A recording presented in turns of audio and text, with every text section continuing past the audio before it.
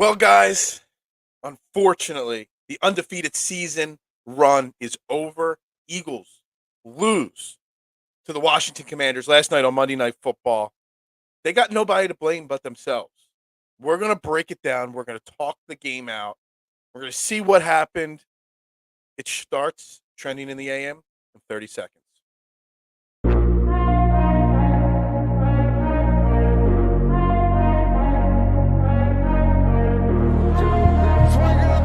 Holding gets around in front.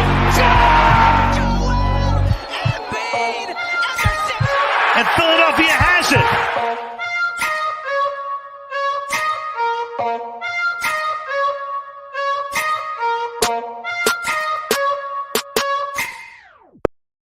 And a very good morning, everybody. Welcome to Trending in the AM right here on DSM Media. We're live, Facebook, Twitter, Twitch, YouTube. Make sure you like, share, follow, retweet on all social media platforms. Make sure you hit the like button, the subscribe button, and comment on the DSM Media YouTube page as we continue to grow that platform right there. We'd greatly appreciate that. I am Phil Stifle, your host at Beard and Knowledge. You can follow me, like I said, at Beard and Knowledge. Yeah, sorry. Trying to get all this shared out here. I'm a little behind here on getting some clicks done here. Guys, the Washington Commanders, I warned you all weekend, all last week, that this was going to be no pushover of a game for the Philadelphia Eagles, that they had to be prepared, that the Washington Commanders were going to be game. They were not going to roll over and play dead for us just because we're an undefeated team. And guess what, guys? Washington Commanders came into Philadelphia on Monday Night Football. This wasn't in Washington on Sunday at 1. This was Monday Night Football in Philly. And they, I don't want to say put a whooping on us, but they took care of business. They did exactly everything that they were supposed to do to win the game. They won 32-21. The last touchdown, whatever, bogus touchdown because we were just doing the hook and lateral and flipping it around, and they caught the ball and fell into the end zone, whatever. But while the score is big, it didn't even feel like it was that close because Washington handled us so handily all game long that felt worse than that, honestly, in my opinion. It felt like we were behind from second one. It felt like we were out of it from the beginning. And they have the Philadelphia Eagles today, when they wake up and start to lick their wounds, they have nobody to blame but themselves. And I think that's going to be my thread and my trend talking this morning, is that this game, it's on the team. It's on the coaches. It is not because don't go blaming the refs. That's the first thing I want to say. Do not blame the refs for the loss. Now, the refs missed some pretty critical plays. Absolutely.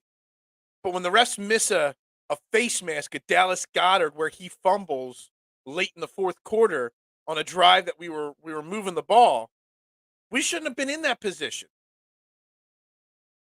That we should never have been in the position to need to have that late drive down the field where that face masking penalty would even matter. Look, I said it leading up to this game, pregame live last night, yesterday morning on Trending, last week getting prepped for the show. The Washington Commanders are not a more talented football team than the Philadelphia Eagles, big picture as a whole, position by position. But they're a game team with a quarterback that, not talent-wise, but intangible-wise, is equal to Jalen Hurts and Taylor Heinicke. He's a guy that's got the intangibles. He leads his team. He never gives up. He fights, he motivates. You got a coach in Ron Rivera. This is not his first rodeo. He's a well-respected coach. His team gets up and plays. So, but the talent isn't there. Washington is not a more talented team. So anybody blaming that missed Dallas Goedert face mask is the reason we lost this game did not watch all four quarters. They're just reading the highlights. They're just reading the box scores. We lost this game in so many different aspects. It's on the players. It's on the coaches. It's on everybody. Look, you want to talk about coaching and you want to talk about being prepared. The blueprint is there on how to beat this Philadelphia Eagles team. It's run the football. And we talked yesterday morning on Training the AM, Jason and I, that Washington does not run the football. They're one of the biggest spreads in pass to run ratio there is. Going into last night, it was almost 100 more pass plays than rush plays this year through 8 or 9 games. That's 10 more a game that they're averaging. And what did the Washington Commanders do? They ran the football down our throats all game long. Final numbers, they rushed the ball 49 times to 29 passes. A team that doesn't run the ball ran 49 times on us. And they did it effectively. 152 total yards. Actually, effectively isn't even the right answer. I mean, they only gained 3 yards a carry on average. But they ran it down our throats because our defensive front cannot stop the run. Because Jonathan Gannon cannot make adjustments. Jonathan Gannon, to me, if we're going to point fingers, I've got 2 or 3 fingers to point, and most of them are on the defense. Jonathan Gannon, unprepared. Fletcher Cox, guys, so lucky that we renegotiated him and got him down to this is the last year on the deal. The guy's spent. The guy's got nothing left in the tank. We just can't stop the run. Jordan Davis went before he got hurt, was making, helping. Losing him, massive loss. I don't think people realize. But even before he got hurt, it wasn't like we were just the best run defense in the league. We were still giving up runs. But now losing him, do you realize last night, Fletcher Cox played 70 snaps? I don't buy the trap game narrative. You're on Monday Night Football against your division rival and you're 8-0? No. If you can't get prepared and up and ready at home on Monday Night Football, then I don't know what to tell you. I don't buy the trap game narrative there. The Houston game, maybe that was a trap game, but this, no way that was a trap game in my opinion. It was a team effort. It took everybody to lose this game, and that right there is exactly accurate. Fletcher Cox, there was 83, I believe, defensive snaps. Let me double check here. 79, 83 defensive snaps. Fletcher Cox was on the field for 70. Now, my math is not perfect, but my guess is that's about 80% of the snaps, maybe more. Any world where Fletcher Cox has to be on the field for that many snaps, you're going to get gashed on the ground. I know we're missing Jordan Davis, our depth on the D-line. I'm going to call out Howie, not addressing the run. We go out and get Robert Quinn to help with our pass blitzing and our blitzing, which Robert Quinn's a ghost so far through 3 games. But you didn't address the biggest need, which was stopping the run. And it was clear that stopping the run was a major issue.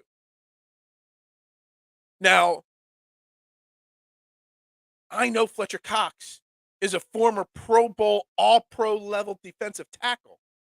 But in no world should Jonathan Gannon have them out there for 70 snaps. He's not effective at 60%, let alone 80%. Not at all. So the fact that you had him out there that much, that's on Fletcher Cox not being who he used to be and not being effective anymore, but that's on Jonathan Gannon. Now, I've got the snap counts up here on this defensive line. Fletcher Cox played 70 snaps out of 83. Hargrave, 66. Milton Williams had 38 snaps last night. Marlon Tuipulotu, 37. Josh Sweat, 36. Brandon Graham, 34. Robert Quinn only on the field for 22 snaps. Less than a quarter of the plays. Why'd you trade for the guy if you're not going to put him out there? I called it out last night, when third quarter maybe, that why don't we, what happened to Milton Williams? Why isn't he getting used? Now, he ended up getting used a little bit more in the second half. I think he ended up being 4th on our team in tackles with 8 tackles last night, 1 for a loss. Seemed like as soon as I called him out, Like magically, as soon as I called him out, magically he started making plays. Milton Williams was a third-round draft pick 2 years ago. He started to show some signs of improvement last year. Why is he on the field 38 snaps compared to 70 for Fletcher Cox? In no world, at this point of this season, with what we're doing, should the discrepancy be that big. And again, I know we're missing Jordan Davis. Could have called someone up from the practice squad. You could go out on waivers and find anybody. Whatever happened to Raekwon Williams? He was showing some signs a couple years ago of growth. Is he on someone else's practice squad? Go get him. He obviously knows this team in the system. Something's got to change. If we think and see what the Washington Commanders, a team that does not run the football, did against our defense last night, running the football, 150-plus yards. What the hell do you think Jonathan Taylor's going to do next week? Or Aaron Jones the week after that? Or Derrick Henry the week after that? Guys, go out and pick up any running back, even the backup running back for any of those teams, if they're available in fantasy. Those teams are just going to run the ball down our throat. I guarantee you, Jonathan Taylor next week, Jeff Saturday, next Sunday, we'll have Jonathan Taylor running the football 35 times next week. Guaranteed. Take the over 35 rushes. Because the blueprint's there. Fletcher Cox is not going to stop the run. Dude, the Brian Robinson touchdown on the goal line. Fletcher Cox meets him, and Brian Robinson just powers right through him. And you just see in the slow motion on the replay, Fletcher Cox trying to hold on. And he had nothing. Nothing. That's not good. Not good at all, guys. Fletcher Cox, Jonathan Gannon, and that combo, Jonathan Gannon and how much he used Fletcher Cox, that is issue number one for me. We've been questioning Jonathan Gannon since he started, basically. We've been questioning for a long time. And last night is one of those games that brings up all those questions again. Can he properly game plan against the team? Can he make in-game adjustments? It's a problem. And I know he's a hot coaching candidate all the time. And, if you look at the analytics behind the scenes, he does a decent job. Look, the excuse last year was that he didn't have talent. Well, there's talent on this defense now. And they didn't do anything. Something's got to change. And I don't know what it is. Obviously, missing Jordan Davis. I think by this point, Jordan Davis would have been playing a lot more snaps than he was before. And maybe the run game slows down a little bit if Jordan Davis is out there for a few plays and Fletcher Cox is not playing 80+% of the snaps. But hell, Javon Hargrave is having a great season. Great season at this point. How is Fletcher Cox out-snapping Javon Hargrave? It makes no sense. None whatsoever. There's no scenario where Fletcher Cox should be the leading snap getter on your defensive line. None. So what's the change? Because next week you're going up against Jonathan Taylor. You're still not going to have Jordan Davis. What do you got to do? Well, you got to change things up a little bit, I think. And I don't know what that is. Look, you got to be able to stop the run. You absolutely have to. But I'm looking at these now, even if you go to the linebackers, because obviously the linebackers play a factor in this. 83 snaps total, 78 of them TJ Edwards, 62 Kazir White. Hassan Reddick was only out there for 58 snaps. Bump him up 2 or 3 more. And Patrick Johnson. Patrick Johnson's getting a lot of burn this year. I'm not sure why, but he's out there a lot more than I would have expected this year.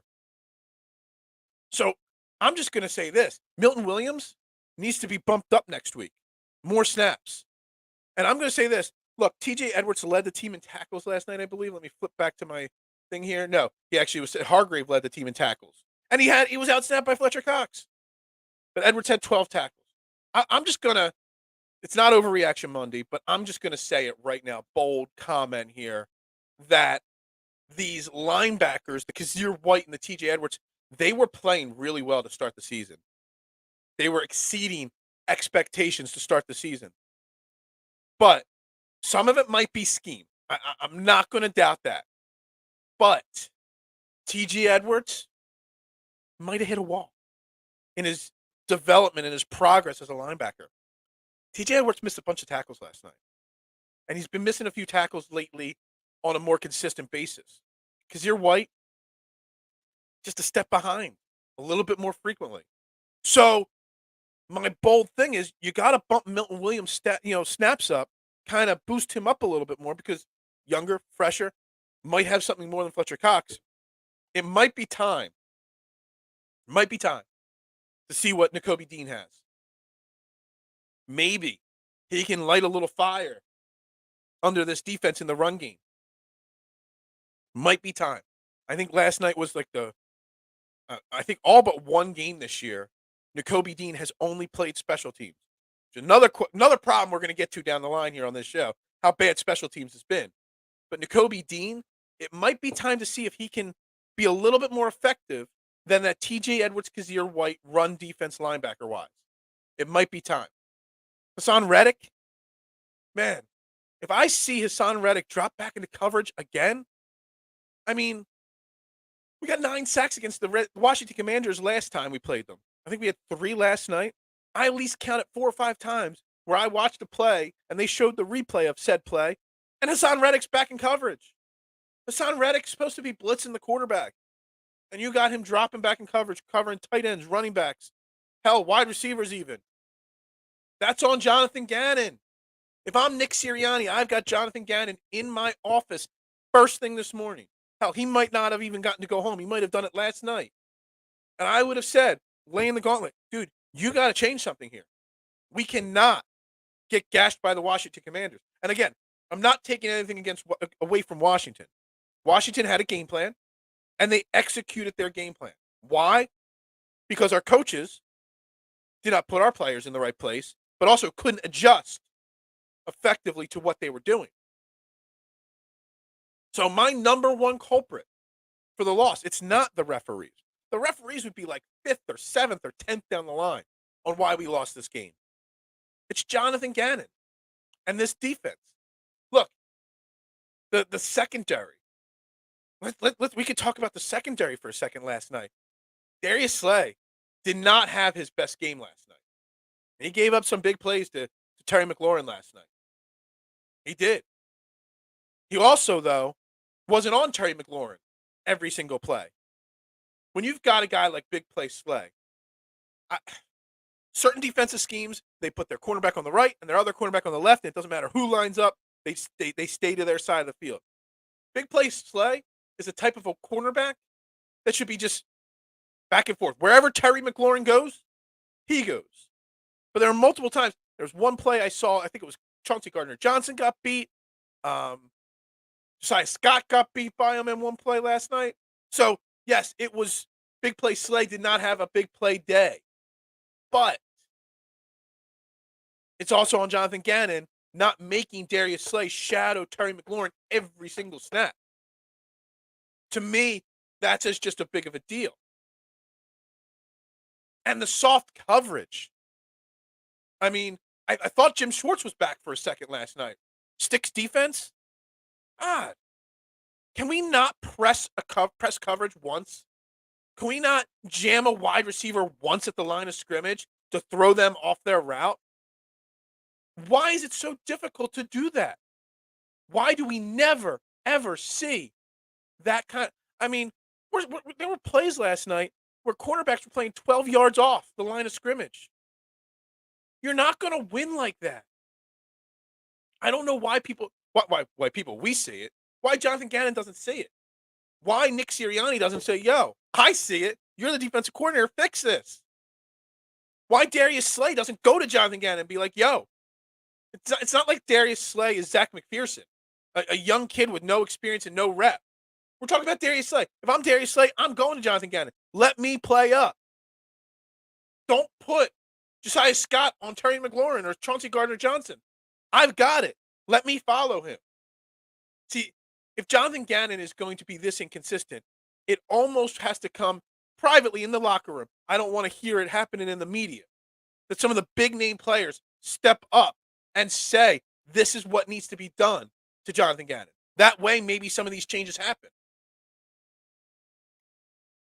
I don't know if there's enough coffee in this cup to get me through all this here, because this is bad. But Chauncey Gardner-Johnson, sure, great, another pick. He sits back there. He's got his 6 interceptions. But, guys, Jonathan Gannon, man, culprit number one. Literally, nothing else I could say other than if Jonathan Gannon goes into next week against the Colts with the same exact game plan, the same exact rotations, we're going to lose. Plain and simple. Or even if we don't lose, we're going to give up 200 yards rushing. I hope you don't go up against a Jonathan Taylor owner in fantasy football next week, or anybody that has a running back going up against the Eagles defense in the next 3 or 4 weeks. Because it's going to be the same week in and week out. Run the football, pass on third down. That's basically what they did. They said, hand the football off, get 3 or 4 yards on first down. Hand the football off on second down, 3 or 4 more yards. Third down and short, pass the ball because their defense is going to play off. It was literally every single drive. It was the same thing happening every 3 plays. Run, pass.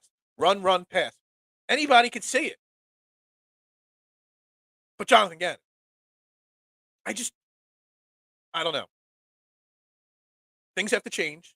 The trade deadline's passed. It's going to be hard to bring new players in. I don't know what defensive tackles really are on our practice squad at this point. But something's got to change. You got to find a way to patch this up till Jordan Davis comes back. You just do. And then you got to hope that Jordan Davis hasn't lost any of that endurance from sitting for 4 or 5 weeks. And then he can play 50% of the snaps.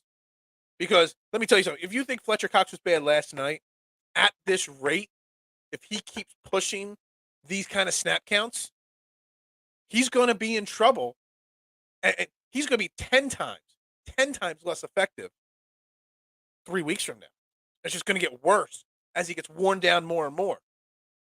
It's a problem, guys. I brought up a post the other day, like, you know, with the Eagles now having with the Eagles having the Saints first round pick, and now it's the 4th pick in the draft. If it ended now, like, what would the Eagles do?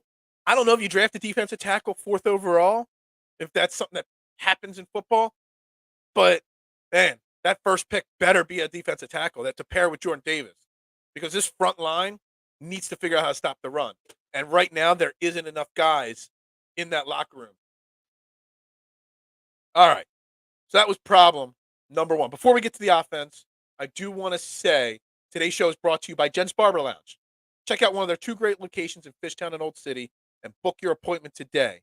Jen's owns the craft and it shows, rated the #1 barber shop on Yelp in the Philadelphia area. Multiple award-winning barbers able to handle any style cut, adult or kid. Check out some of their great work right here.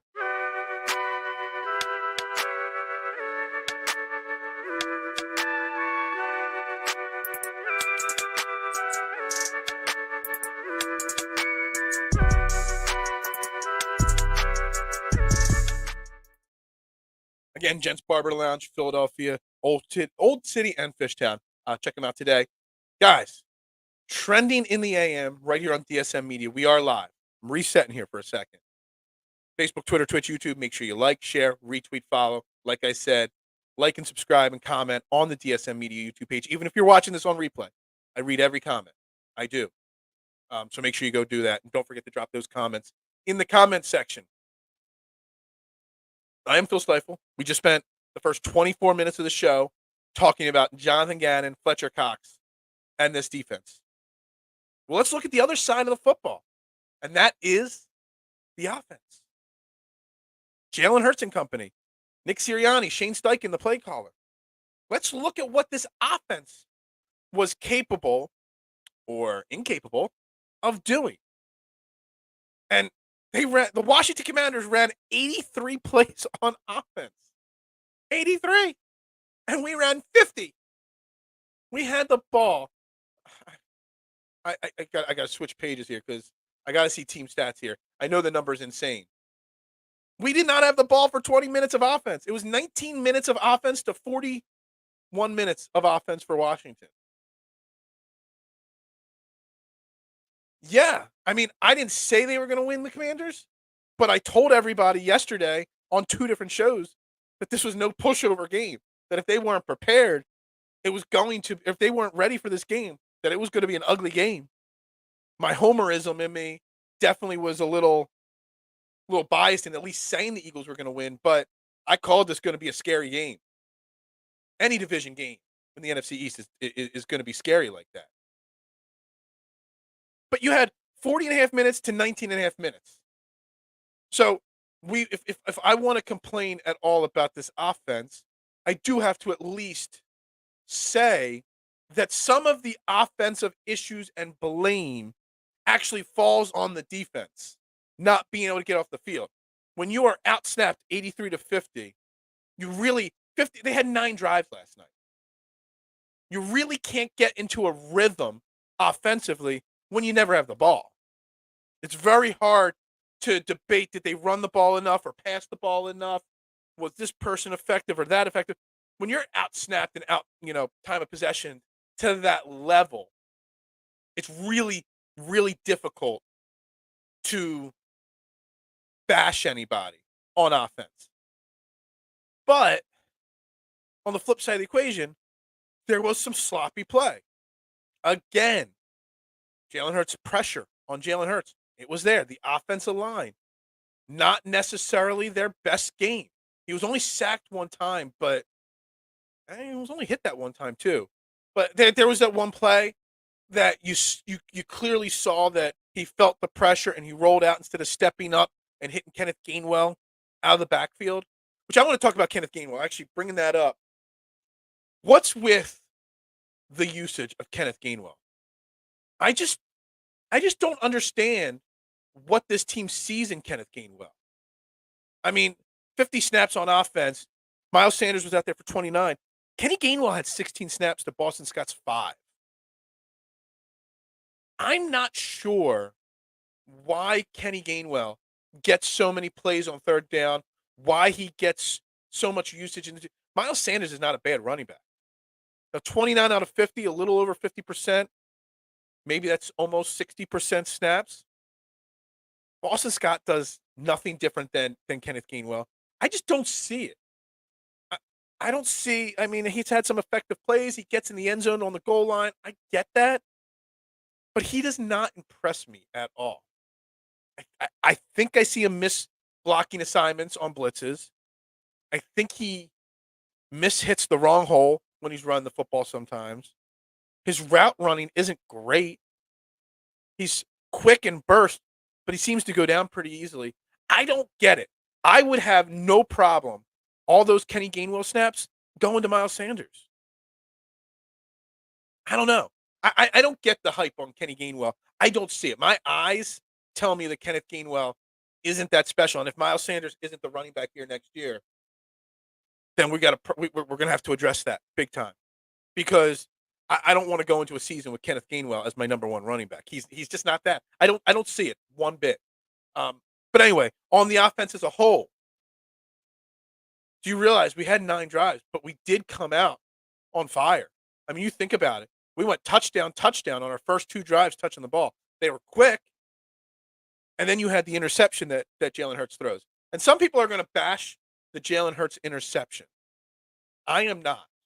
That deep throw to A.J. Brown, first and foremost, if you watch that one replay angle, the ball actually gets into A.J. Brown's hands. And the defensive back rips it away.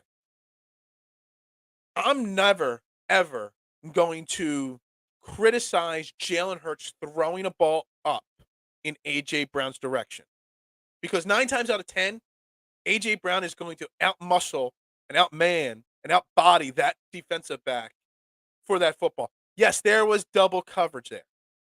And maybe a smidge underthrown. If he throws it further out, maybe A.J. Brown could run further to the spot. But I'm not going to blame Jalen Hurts for that. Jalen Hurts' 3rd interception of the season, 9 games into it. I'm not going to blame him. I'm not. I'm going to blame him. I'm going to criticize him for things. Absolutely. But that play itself, I'm not going to put blame on him for that. I'm not blaming anybody for that. That's just a chance. That's in the course of a game, in the course of a season, you got to take chances. And that one just didn't work out. People blame that they don't try to stretch the field. They tried to stretch the field there. It just didn't work out. So I'm not overly upset about that. But then, so you went touchdown, touchdown. Then you go interception, 3 and out, 3 and out. So your first 5 drives, quick, over. Then you had the touchdown. Then you had the fumbles and the 3 and out. That ending to the game. Fumble, fumble, 3 and out. Brutal. Brutal. Brutal. Jalen Hurts, Miles Sanders, A.J. Brown, Devontae Smith, they just never were capable of getting into any form of rhythm. Quez Watkins, where did Quez Watkins come from last night? All of a sudden, he was getting targets last night. Quez Watkins had 4 targets. He had 4 catches for 80 yards. Obviously, the big 50-yard catch that turned into a fumble. That, to me, right there, that was – I don't know if I want to blame Quez Watkins. I don't understand. Makes a huge catch, falls down, gets up, tries to get the extra yards, which was the right thing to do, gets hit from behind hard. Ball jars loose. I don't know how to even break down what went wrong there. So you got to do a better job of holding onto the football there? Absolutely. Getting hit in that situation from behind? Yeah, I think it's a high percentage chance that any wide receiver fumbles that. But you don't want them staying down. You want them to try to get up and score. That play really, really frustrated me because that was a big momentum swing potentially that then re-swung back in the directions of Washington. Quez Watkins, I don't want to say he cost us the game. I'll blame Dylan. Dylan bet Quez Watkins to score a tutty. He had him as an anytime tutty last night and in his same game parlays, which we all obviously lost all of our parlay picks last night because we all had Washington, or the Eagles in the money line in it, or the Eagles in the points or whatever. We all blew that. But I don't want to blame Quez Watkins for trying to extend that play, but I do know he's got to do a better job. He hasn't gotten the opportunities this year.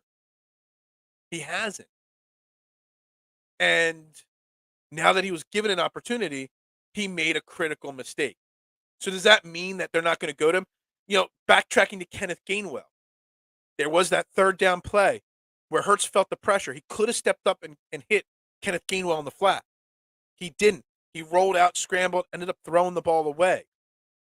Is that because he doesn't have confidence in Kenneth Gainwell? Because Kenneth Gainwell's made mistakes in the past? Does the Quez Watkins fumble there make Jalen Hurts question going to him, Nick Sirianni going to him? I mean, he obviously was able to get past the cornerbacks and get open for the big play. I don't know. I don't know. You got to put blame on Quez Watkins for fumbling the ball. Big moment, you get your spot to shine, you fumble.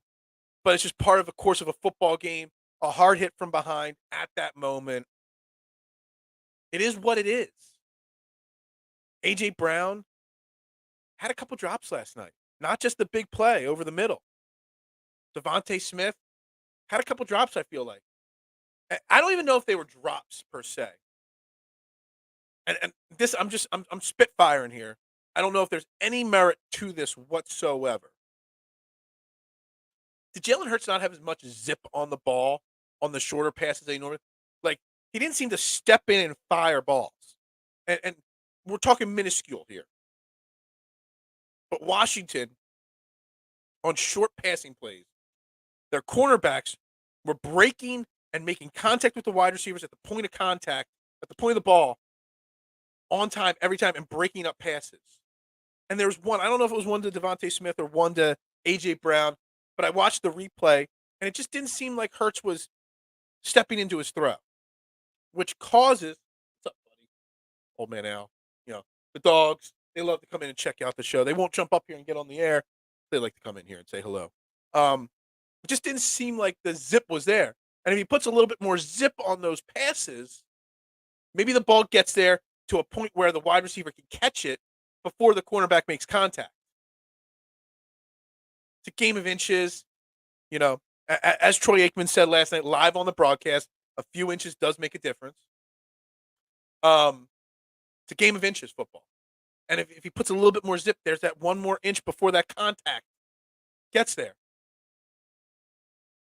I don't know. It's something that kind of came into my head. But A.J. Brown didn't have his best game. There's no doubt about it.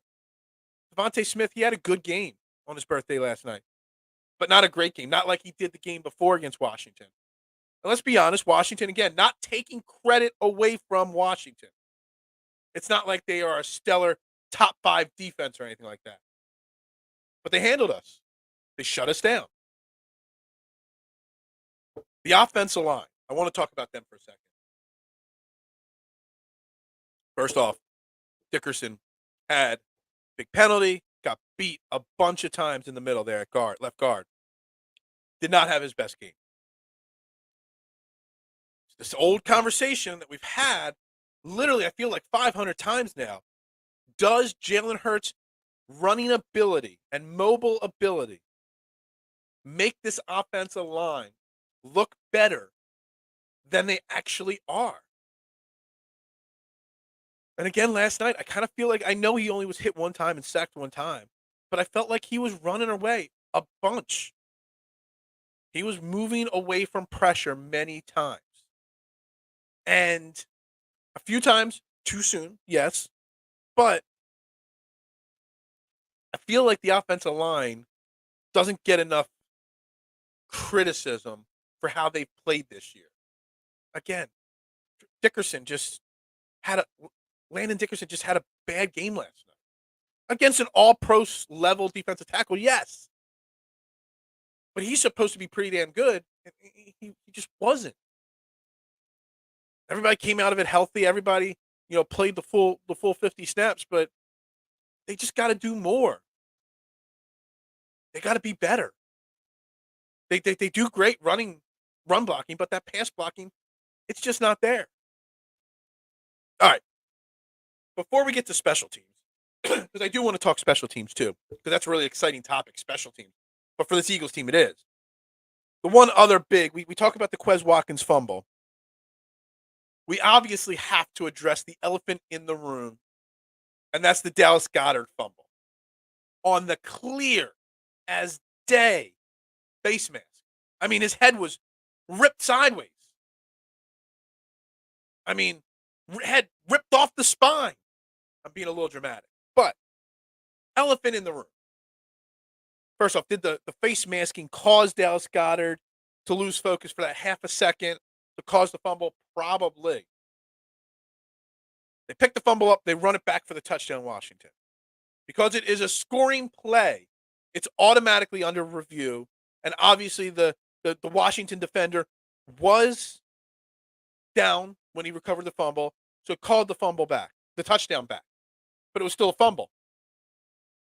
How the refs missed that. Again, I am not blaming the refs for losing the game. But if we're going to call out Quez Watkins, say, in a big moment for not making the play, we definitely need to call the referees out for missing that big play. The better teams always find a way to win. That play, but if that's ruled a face mask 15 yards, we're past midfield, we're driving the football, maybe the Eagles find a way to win that game in that moment. It's very possible. But the problem is not just the fact that they missed the play, but you've got instant replay available. Hell, you used it on that exact play to overturn the touchdown. Personal foul type penalties like that, 15-yard plays. How come you cannot review that? We missed the call. We saw it, but we can't do anything about it. There is a serious flaw there in football. And the official, I don't even know who the official ESPN has on during their games on Monday Night Football to talk about plays, said it. They have asked to have that rule changed, but they're not allowed to. The refs see that there's a way to improve the calling of a game as a referee, The players see it, the fans see it, but you're going to take a play to replay, see how it unfolds, and not adjust the whole play, just part of the play. And it's a flaw. It's the rule, but it's a flaw. And if the refs are asking for the flaw to be fixed, why are we not fixing it? That, to me, is the question. That, to me, is the problem. We cannot blame that one play on why we lost last night. But we could blame that play for why we couldn't complete the comeback. We can blame that play on bad rules. We can address that and we can fix that. But we're not going to. To me, that is the problem. If you're not going to review every important thing that happens in a game, then why have replay? What's the point of replay if you can't fix an obvious mistake in a game? It makes no point. Ugh. I'm losing my. I'm frustrated. There's so many things in football that should be reviewable that aren't. When a ref blows a play dead, once a play is blown dead, you can't review it. There's so many things. We could talk about again. We even after the Dallas Goedert, fumble, we get the ball back. We're about to get the ball back again. We burn our timeouts. We might get a punt with a few seconds left, and Tyler Heineke takes a knee, and they call a late hit on. I don't know if Brandon Graham or Hassan Reddick got called for it. Maybe they both did. I'll review it. Now, they might not have overturned the penalty. They might have called it contact to the head. But it clearly looked like Brandon Graham was trying to pull back. It clearly looked like Hassan Reddick wasn't trying to hit Tyler Heineke. These defensive linemen are ingrained in their head, don't hit the quarterback too hard because you're going to get flagged for it. Brandon Graham's not a dirty player. He never had that kind of reputation. Review it. Slow it down. But no, we can't review that. That's a game-altering moment. The Dallas Goedert and the personal foul on the quarterback there. Game-altering moments. We're not allowed to just double-check. Make sure we got the call right. The NFL has a serious review issue. And it's been this way. This is not the first time to the Eagles or to any team in the NFL that an officiating issue was not reviewable. Literally. It's not like it adds 30 minutes to the game. Take 3 more minutes. Make sure you get the play right. 100% of the play. Not just parts of the play. And then we don't have anything to criticize or worry about. We blame the Eagles for not playing a better game. Or we celebrate a victory. Get it right. That's all I'm asking for. Even if it hurts the Eagles, get it right. That's all you have to do. I know they had the passive interference, potentially being able to, to challenge that. They ran that for like a half a season and they stopped doing it. Because the refs didn't want to be proven wrong, so they didn't the passive interferences. I'm not saying review every play inside and out. But crucial moments when you're reviewing a play for any reason, whether it's a fumble, a turnover, a touchdown, anything that happens on that scoring play or that turnover that affected that play should be up for debate. And it's not. Oh, we see that, but we're going to pretend we didn't see that. To me, that is a massive flaw. It's very simple.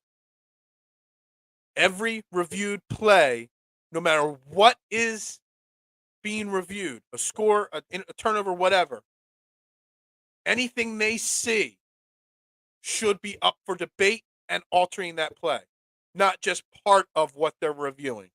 That's all I'm asking for right there. But again, that is not why we lost the game. That the Dallas Goedert and the personal foul on Heineke, that's why we didn't complete the comeback, but we lost the game for other reasons.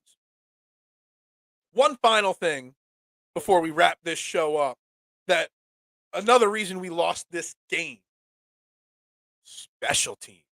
Whoever says special teams is not important or not part of the game or isn't necessary, don't watch how bad the Eagles' special teams are. First and foremost, Britton Covey. Dude, just cut the guy. Dude, Greg Ward would bring a more effective punt returner or kick returner than Britton Covey. The guy is terrible. He doesn't even look like a football player. Saw him in the locker room. A video from last week in the locker room next to Jalen Hurts, or maybe it was after they showed something. I saw him in the locker room, and he looked like a high school kid, like a freshman. That was just, I'm happy to be here. Yeah. Dude, the guy stinks. The Paul Turner syndrome bites us again. Get the guy off the squad. Hey, I admit I want him to make the squad, but I saw after week 1 or 2 that he wasn't really NFL ready. Why they're still rolling him out there? Dude, you could cut him. He'll clear waivers. You could put him on your practice squad again because nobody's going to pick him up. Nobody. He's done literally nothing to justify that roster spot. Nothing. Special teams. Personal foul running into a punter. I think it was Reed Blankenship, another Paul Turner syndrome guy. He's here, but he's not doing anything. Almost had a punt blocked. We had and what's his name had a step to the side and run and then punt the ball. Sippos. And that was called back on a penalty, and you punt the ball again. Our punt coverage, our punt return team, our kick return team, our kick coverage team. All of it. It's terrible. Do we even have a special teams coordinator? I mean, it's bad right now. It's really, really bad. And something has to change there. I don't even know who to put back there on this current. I know Greg Ward's on our practice squad. I don't even know if he's ready to play football yet because he was injured in camp. But you got to try. So you're using Kenneth Gainwell back there, in the backfield. Can Kenneth Gainwell return kicks? Maybe. Boston Scott, I think, has returned punts at some point in his career. Don't be putting Devontae Smith back there, guys. Saw that once a few games ago. Don't do that. Can Zach Pascal do it? I mean, he's kind of that Greg Ward, further down the depth chart guy. Maybe he's not going to do any worse. Quez Watkins, maybe you put. I think last year they tried him as a kick returner, but never really consistently enough to, give him a shot. Hey, I don't know what's going on in Washington, but hell, they had Antonio Gibson back there returning kicks. He's one of their top running backs. He was the starter before Brian Robinson. He's an elite running back, and they got him. I don't know if that's because of him falling behind Brian Robinson in the depth chart, or if that's because they don't have they had problems just like the Eagles, and they just had to put somebody back there. Put somebody back there.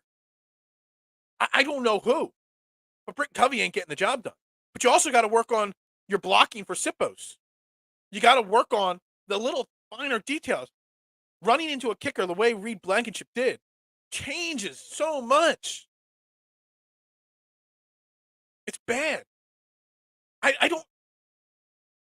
don't even know if we can't figure out what to do with Fletcher Cox on the defensive line. How are we going to figure out what to do with the punt and kick teams? It's Britton Covey. He returns these kicks. He doesn't even get to the 20-yard line.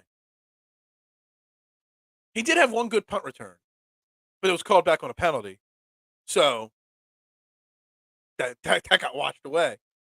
But something has to change. Something. And it's a short week now. Again, whoever wrote this Eagles schedule, again, I'm not making excuses. They got beat by the better team last night. The more prepared team, not the better team. The more prepared team last night. But let's be honest. The Eagles haven't had a normal schedule in a while. They have the bye week, followed by a Sunday game. Actually, didn't they have Sunday night football before the bye? I believe they did. Sunday night football, bye week, Sunday morning, Sunday 1 o'clock, Thursday, Monday night football. It's like they haven't been on a regular schedule in a long time. And here we go. One less day to prepare for the Indianapolis Colts next week. Shorter work week. I don't know what the schedule's going to be like. Does Sirianni give him today off? Tuesday's normally a day of an install week. It's install day where they start installing their their plans for the next game. Do they get the day off? I don't know. I wouldn't let them to have the day off. I'd make their asses come in for putting up that kind of a performance yesterday. Nick Sirianni's got to make some bold changes going into next. Look, we're talking bold changes. We are 8-1 still. I guarantee tomorrow when I unveil my power rankings for this week, the Eagles are still going to be number 1 in my power rankings. They are. I'm not going to let this change it, but changes still need to be done. You're seeing the last few weeks. We beat Houston on Thursday Night Football last week by 12. But honestly, in my mind, it was a closer game than that. The eye test told me that they gave up a lot of rushing yards last week, and I knew that was going to be a continued problem. Houston's the worst team in football, and until that last score, it was a close football game. No day off. Yeah, I'm trying. My mouse died on me there. Yeah, we'll go with the touch screen. Gasser sprints today. Absolutely, Freddie. I would 100% be okay with that. They need to make changes because as this schedule, I mean, you got Indy, who's a gamer. Let's be honest. Indy's an upheaval, but they beat the Raiders. And on top of the mouse completely died. It's not even on anymore. The Raiders stink, but they beat them. They were effective. They got Matt Ryan, who's a veteran in the game. Jeff Saturday's trying to prove that he's not as bad as people think he is. His inexperience doesn't matter. And they got Jonathan Taylor, who's going to rush 35 times. Oh, there, it's back on. He's going to rush 35 times for 200 yards next week if we don't make drastic changes. Then we go to Green Bay. Maybe Green Bay's got a little life in them now. Maybe. They looked a little better. They beat Dallas. And then you've got the Titans, who the Titans are going to win their division probably. So this schedule gets very difficult here in this. And I pointed this at the start of the season, before the season started, that this was the stretch here. Washington, Indy, Green Bay, Tennessee. That was going to be the tough. I had them losing 3 games. I had them winning last night, but then losing 3 more. This is the tough part of the schedule right here. Drastic changes have to happen, or this is going to look. The Eagles are a great team. They're going to win their division probably. They're gonna make the playoffs. But this is the guts of the schedule where we find out who this team really is. We find out what the makeup of this team is all about. And that's on Nick Sirianni. Maybe not running sprints today, but if I'm Nick Sirianni, I've got these guys in here today. And I'm telling them, I'm laying it on the line. You got embarrassed on Monday Night Football in front of your home crowd, the fans that support you. Let's get to work, and let's make the changes necessary. And then I'm pulling those coaches aside, the special teams coordinator, whoever it is. I don't even know his name. And Jonathan Gannon, you guys got to be better. I'm not blaming Shane Steichen per se. They had opportunities. They missed out on some opportunities. But when you're outplayed 83-50, snap-wise, offense to defense, you can't get into a rhythm. You just can't. So, but I'm pulling the coaches aside. I'm saying, yo, something's got to change. Something's got to give. I'm talking to Howie. I'm like, yo, what can we do to find me some form of a defensive tackle that could stop the football, to stop the run? I'm sitting with my analytics team. How can we get the rotation the right way where Fletcher Cox isn't burned out? Man, Fletcher Cox, 70 snaps. When I saw that snap count this morning, damn. Look, the season's not over. The season is still trending in the right direction. We can fix this. Jalen Hurts is still the MVP leader in my mind. But last night leaves a little doubt in people's minds. Everybody wanted to criticize the Eagles a little bit. Well, they got their opportunity after last night now to criticize this Eagles team, to call them out, to call us soft, to call us whatever they want to call us. They have their opportunity to do that now. So it's time to flip the script. Short week, short memory. That's the thing in sports. You have to have, as an athlete and as a coach and as an organization, a short memory. Put it out. Let's watch that tape. What did we do wrong on defense? Let's fix it this week. and let's go beat Indy. Yo, guys, I'm going to wrap up Trending the AM right there. I'll be back tomorrow morning. I'm going to continue these conversations. We're going to talk more Eagles. We'll talk Sixers. We'll talk a little bit of everything tomorrow. But I want to say thank you for tuning in today, everybody. Make sure you hit the like button, the comment button, the subscribe button on YouTube. Follow on all the other social media platforms wherever you watch it, even if you're watching on replay. I greatly appreciate any and all. We're still 8-1. We're just grounded now. Absolutely. I don't even need them to go 8-0. I don't. I just need to see improvements. And that's what we're going to continue talking about as this week goes on. Everybody have a great Tuesday. Enjoy the day. It's going to be cold. Obviously, I've got the fireplace going over there. We'll be back tomorrow morning. Again, follow, subscribe, share. Go Birds, and have a great Tuesday.